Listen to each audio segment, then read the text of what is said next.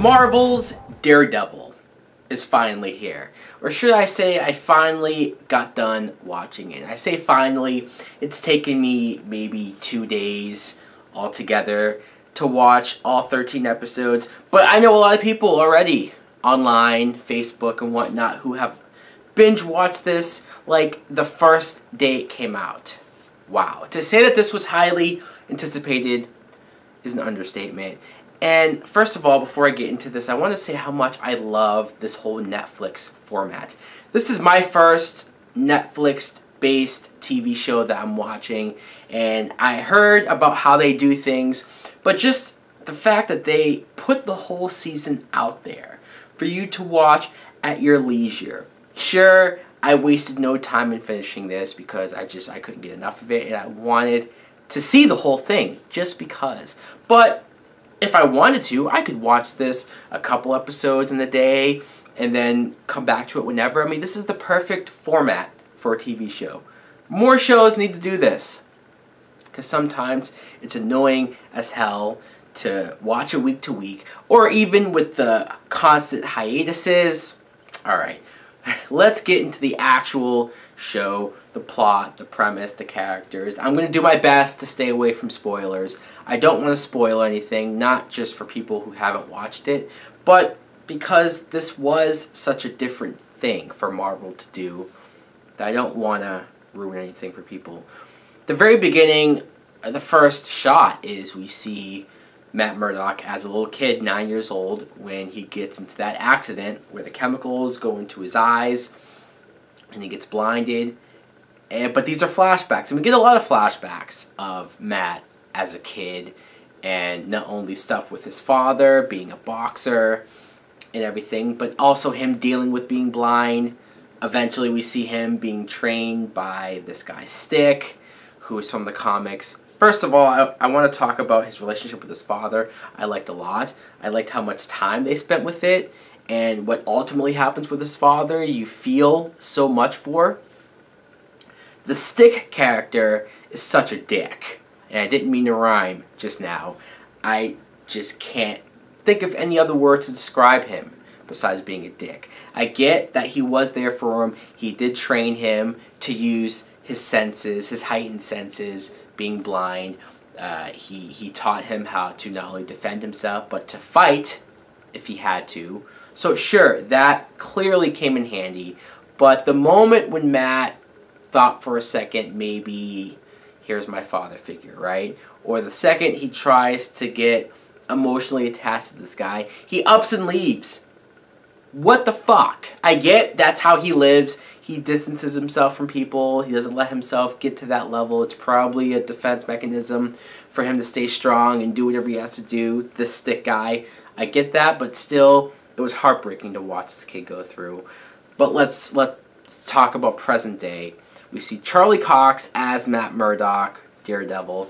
I really liked him as this character. I mean, sure, I know Matt Murdock, right? You know him from the comic books or from the cartoons I used to watch, or even, I'm not going to compare this to the Ben Affleck Daredevil all too much, because they're two completely different animals. They came out 12 years apart. This is so much more dark, gritty, and different. Again, I like Charlie Cox. He did a great job convincing me that he is blind. He was great at that. And also, though, like, I think it was in the second episode where you see him going after these guys who are kidnapping kids, and he goes into the building, and he's fighting, I want to say 15, maybe 20 people by himself. Mind you, he's blind. He's already injured. He's all battered, bruised, and just beat up. And he's going in there, and he's just on instinct, fighting these guys, blocking punches, taking guys out. And you see him, he's staggering, he's weak, he's hurt, but he's just still fighting his way. He won't stop until he finds this little kid. And that's what sells you on this character, on his motivation, on why he's doing what he's doing. You can't help but love this character. And I want to talk about Foggy Nelson, his best friend, his business partner. And he's played by Eldon Henson, who I've seen him before. I can't place it. I can't remember exactly what movie or show or whatever, but I've seen this actor before. I liked him a lot here. He's not as goofy as Jon Favreau was playing this character, and I really like Jon Favreau as Foggy Nelson in the Daredevil movie, but he was funny enough, but also real enough. You buy their friendship. You buy how close they are. And he gets a lot to do. Speaking of a lot to do, Deborah Ann Woll as Karen Page. Wow.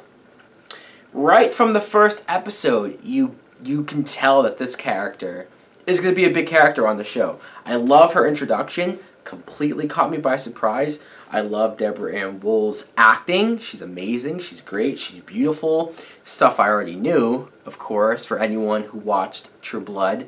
She played Jessica on that show. She's great here. I really like her relationship with Foggy and Matt Murdock. Thank God they didn't do a love triangle. They didn't do any really cliched relationships with them. They all felt like friends, as well as being partners, business partners. Really enjoyed that. Rosario Dawson as this character, Claire.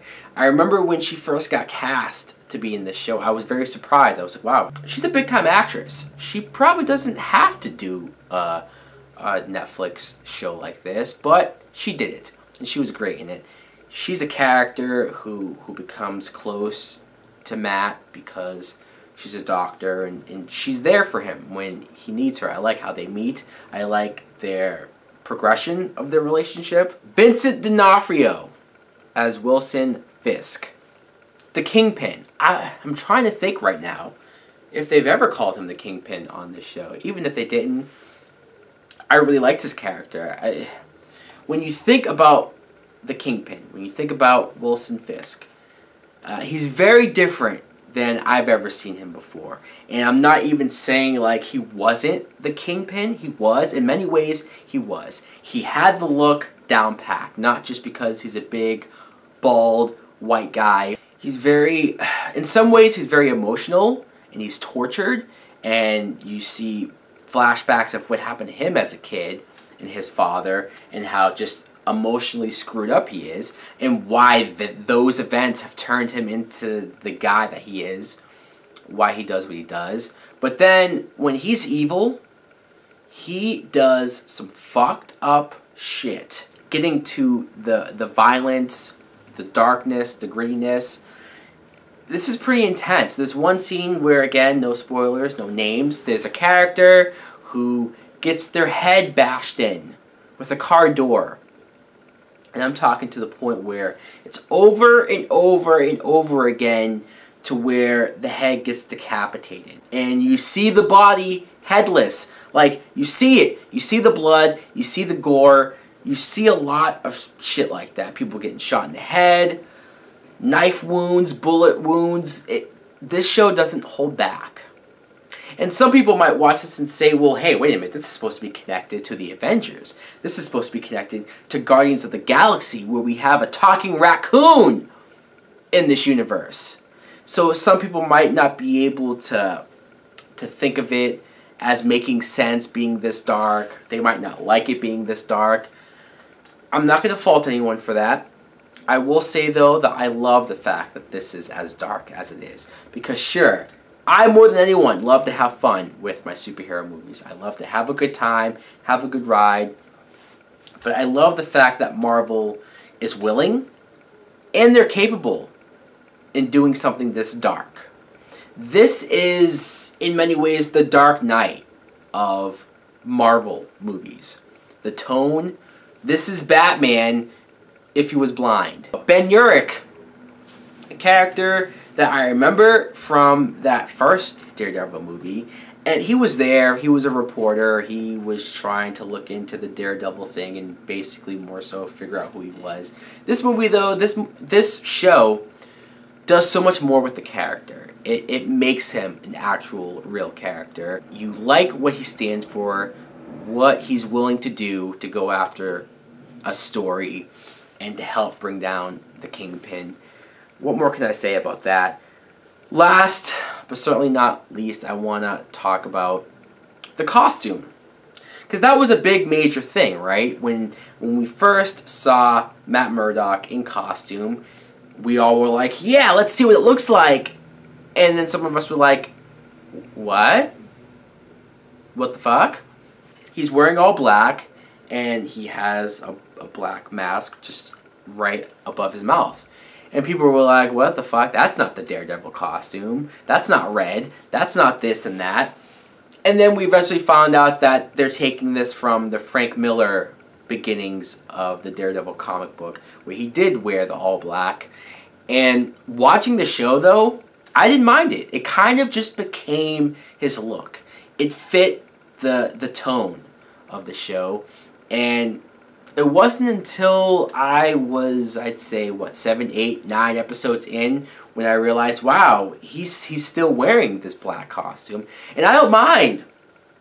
The story is that good. The characters are that good. The writing is that good that I'm more invested. I'm more taken by the events going on, the story going on, that I don't care that he hasn't worn the Daredevil costume. I'm not saying he doesn't eventually put it on, but the reasons why he does put it on, it's not just because, hey, I'm supposed to look like this, I'm a comic book character. No, it's a story reason. It's a protection reason.